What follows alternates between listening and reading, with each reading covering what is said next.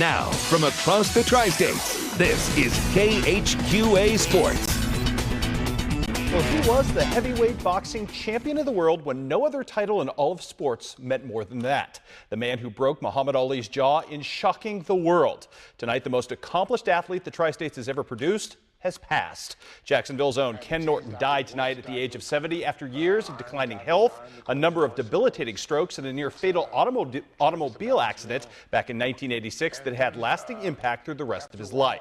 In his fighting career, Norton finished 42-7-1 with 33 knockouts, including 3 legendary fights with Ali, one which he won, a second which he probably should have won that ended in controversial fashion at Yankee Stadium. Locally, Norton's reputation for sheer athletic prowess, be it at Jacksonville High School or at then Northwest Missouri State, football, basketball, or track and field is the stuff of legends around here. Now, back in 2004, in August, I got the chance to interview Ken Norton upon his return to his hometown at an event at Passavant Hospital and asked him what it was like to be such a critical part of boxing's golden age of the heavyweight.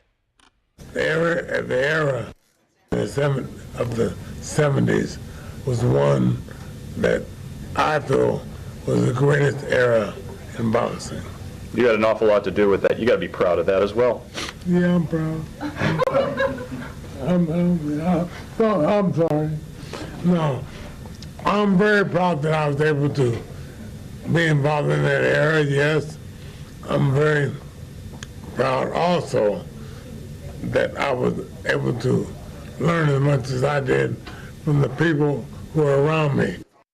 Man was an absolute character and an absolute legend. Rest in peace, Ken Norton. Golf today, Quincy Notre Dame. We told you at 6 these guys are good. They proved it against Quincy High and West Hancock today. Drew Eaton with the save here on 2. And then on number 8, more from Drew, this time from just off the collar with the Texas wedge. Bang for the birdie at that point. Drew Eaton, your medalist today, firing on the day. 73, I believe, to end up winning the event.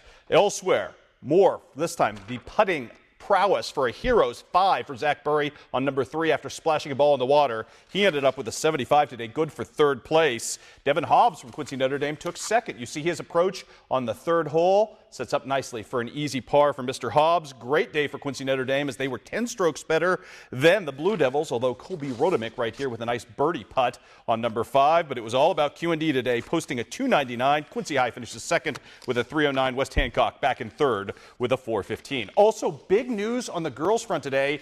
Quincy Notre Dame with a big win today up at Gold Hills and Macomb. That was only part of the story. Lucy Clark was your medalist with a 234, which included her first career ace. Got conflicting reports of which hole. It was either 13 or 16.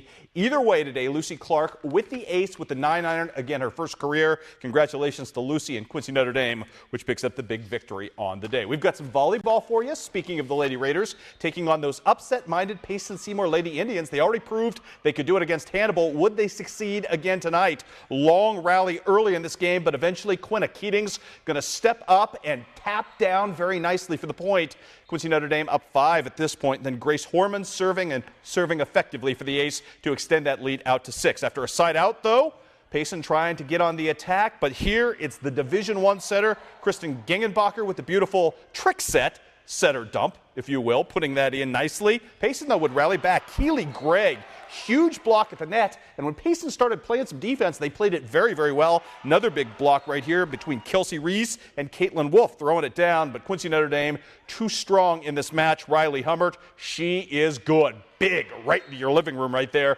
drawing up a little sawdust with that kill as Quincy Notre Dame wins the first game 25-19 and 25-13 in the second to avoid any talk of an upset. Leave Q&D now 15-1 on the season. Meanwhile, Southeastern and Macomb going at it. Never fear, Muggs McGinnis is on the case tonight. Southeastern off to the early start in this one. Good. Cassie Henry and her fan club liking the early kill. Then, how about some more right here? Maddie Ramsey with the big block for the Lady Suns, who are undefeated coming into the night and looking for more. Macomb, though, had some answers. How about Rachel Farr with a beautiful ace right here? And then it's the Georgie Hendrickson show a couple of different times. Miss Hendrickson showing out right here with a big block, and then she's going to do it with these service points In fact, she's going to do it with the ace, finding some open floor against that Southeastern defense, which has been so good. From there on out, though, all Southeastern in game number 1. Colby McClelland, the phenomenal freshman. We talked about her last week on Overtime. She's a good one with a tap in there. Then Dakota Limpkeman serving like mad tonight. 4 aces for her on the evening,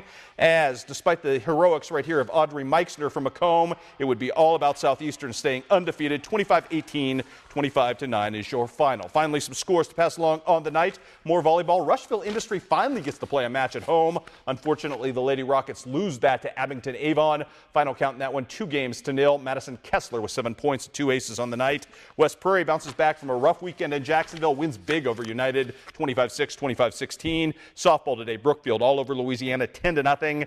Tennis, Quincy Notre Dame falls to Marquette 6-3 despite a win at #1 singles by Olivia Tracy. And in soccer today, a day of mixed results. Quincy Notre Dame can't mount any offense today against Springfield, losing 4-0. And Macomb, which is starting to catch some fire, beats Monrose 2-1. Monrose, that's just the 3rd loss of the season. I believe Monrose is now 12-3. Macomb evens their record to 5-5. Henny Koresh, the hero of Sensational 7 this week, with another big goal for the Bombers, who are playing very well. And again, the big story tonight, obviously the passing at 70 years old of Jacksonville native Ken Norton, one of the great heavyweights of all time. I remember watching his fights when I was young. One of my favorites. Really neat back in 2004 getting a chance to interview him. And obviously, he'll sadly be missed. All of Jacksonville very, very sad tonight over the passing of their local hero. And I believe you have something on ConnectTriStates.com. We do. We have that entire interview back from 2004 already posted, so you can go back and watch it. Obviously, Ken Norton, a very fascinating man. There's your chance right now at ConnectTriStates.com. All right, thanks, Chris.